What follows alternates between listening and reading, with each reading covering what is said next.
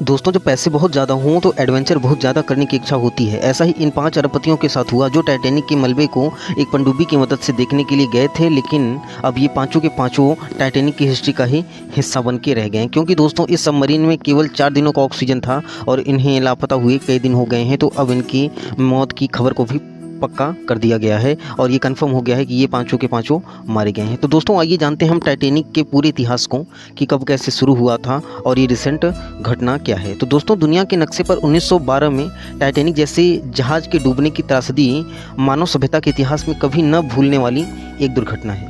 एक भव्य, विशाल और मनुष्य की नायाब व होशियार इंजीनियरिंग का यह नमूना जहाज़ पल भर के अंदर एक रात में समुद्र के अंदर खो गया और यह घटना घट गई। त्रासदी का यह हिस्सा दुनिया भर के लिए एक सबक बन गया। समंदर और टाइटैनिक का डूबना, जहां हम पृथ्वीवासियों के लिए इतिहास की सबसे दुख से भरी सीख का एक हिस्सा है, वहीं फिल्मी, किताबों और दस्तावेजों के साथ पीढ़ियों के लिए कौतूहल और एक जिज्ञासा का विषय बना हुआ है। दोस्तों टाइटैनिक के डूबने की कहानी 10 अप्रैल 1912 का वह दिन था जब इंग्लैंड के साउथहैम्पटन से न्यूयॉर्क सिटी के लिए टाइटैनिक अपने शहर की पहली शुरुआत करता है। यह कोई आम समुद्री जहाज नहीं था, बल्कि अद्भुत इंजीनियरिंग का नायाब नमूना था। दोस्तों टाइटैनिक 20वीं सदी की शुरुआत में विलासिता, प्रगति और आलीशान सुविधाओं का प्रतीक था। यात्रियों की सुविधा को ध्यान में रखते हुए जहाज की बनावट के पीछे एक अद्भुत इंजीनियरिंग काम कर रही थी। यही एक बड़ी वजह थी कि जिसके चलते इस जहाज को कभी न डूबने वाले जहाज की संज्ञा दी गई। इस जहाज के कैप्टन का नाम एडवर्ड जे स्मिथ था। इनके जहाज में हमेशा दौलतमंद यात्री ही सफ़र करते थे। इस वजह से एडवर्ड को मिलीनियर कैप्टन के नाम से भी जाना जाता था। खैर जो भी हो, 10 अप्रैल 1912 को 2240 पैसेंजर और क्रू मेंबर के साथ यह जहाज न्यूयॉर्क के लिए रवाना होता है, अपना सफ़र शुरू करता है। सफ़र की शुरुआत के बाद 14 अप्रैल के दिन टाइटैनिक एक बड़े आइसबर्ग के पास पहुंचता है। हालांकि इस हिमखंड को लेकर जहाज के कैप्टन को चेतावनी दी गई, जिसे उन्होंने नज़रअंदाज कर दिया। उन्होंने सोचा कि जहाज काफ़ी बड़ा है और वह सुरक्षित आगे निकल जाएगा। हालांकि चेतावनी आने के कुछ समय बाद ही यह जहाज उस बड़े हिमखंड से जा टकराया। इसके बाद देखते ही देखते कभी न डूबने वाला यह जहाज उत्तरी अटलांटिक महासागर में डूब गया। सदी के इस सबसे बड़े हादसे में करीब 1500 लोगों की जानें चली गई थी और यह घटना सिर्फ 2 लैला मजनू की वजह से हुई थी। इस हैरत अंगेज घटना के होने के बाद कई सालों तक समुद्र में दफन इन जहाज के मलबों को खोजने की कोशिश की गई। हालांकि इस बड़ी दुर्घटना के 75 साल होने के बाद 1 सितंबर 1985 को टाइटैनिक के मलबे को दोबारा ढूंढने में सफलता मिल गई। दोस्तों टाइटैनिक के मलबे की पहली तस्वीर जब सामने आई, उसे देखने के बाद दुनिया आश्चर्यचकित हो गई। इस एक तस्वीर ने कई फिल्म मेकर्स को इस ऐतिहासिक घटना पर फिल्म बनाने के लिए प्रोत्साहित कर दिया।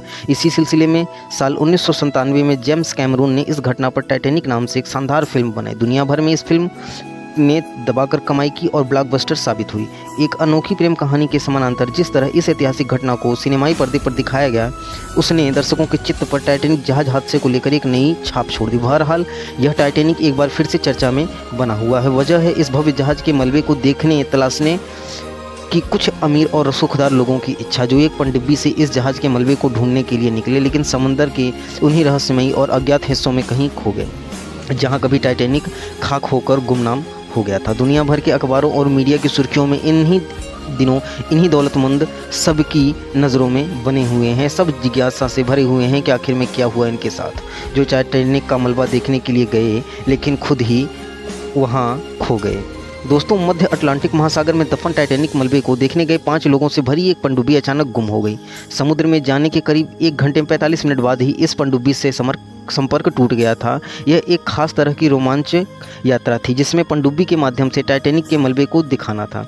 इस यात्रा की टिकट करीब 2 करोड़ रुपए थी और 2 करोड़ में ज़िंदगी चली गई, यानी पैसे भी गए, जान भी गई। हालांकि पनडुब्बी के गुम होने के बाद से उसकी तलाश जारी है। गौरतलब है कि इस पनडुब्बी में करीब 5 लोग सवार थे और उसमें केवल 4 दिन के लिए ही ऑक्सीजन बचा था। पर अभी तक यह साफ नहीं हो पाया है कि पनडुब्बी में जो लोग बैठे थे वो कहाँ लापता हो गए। अब लापता पनडुब्बी का पता लगाने के लिए एक खोज और बचाव अभियान की शुरुआत की गई है। लापता पनडुब्बी में पाकिस्तान के अरबपति शहजादा दाऊद और उसके बेटे सुलेमान और उसके बाद ब्रिटेन के व्यवसायी हामिश हार्डिंग, पनडुब्बी का संचालन करने वाली कंपनी ओशन गेट के सीईओ स्कॉटन रस समेत 5 लोग सवार थे। फ्रेंच एक्सप्लोरर पॉल ऑनडी नार्जलेट भी इस पनडुब्बी में दोस्तों सवार थे, पर इन 5 लोगों का अब कोई पता नहीं है और पनडुब्बी में 4 दिन का ऑक्सीजन होने की वजह से इन लोगों को अब मृत घोषित कर दिया गया है और पनडुब्बी का सर्च अभियान जारी है, पर अभी उसका भी कुछ पता नहीं चल पाया है। कुछ लोग बोल रहे हैं कि पनडुब्बी का पता चल गया है, लेकिन इन 5 लोगों का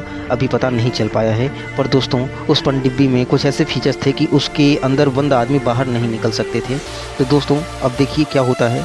क्या ये लोग भी टाइटैनिक की तरह एक इतिहास ही बन के रह जाते हैं या कुछ और होता है। तो दोस्तों, उम्मीद करता हूँ आपको हमारा आज का वीडियो पसंद आया होगा। मिलते हैं नेक्स्ट वीडियो में। धन्यवाद।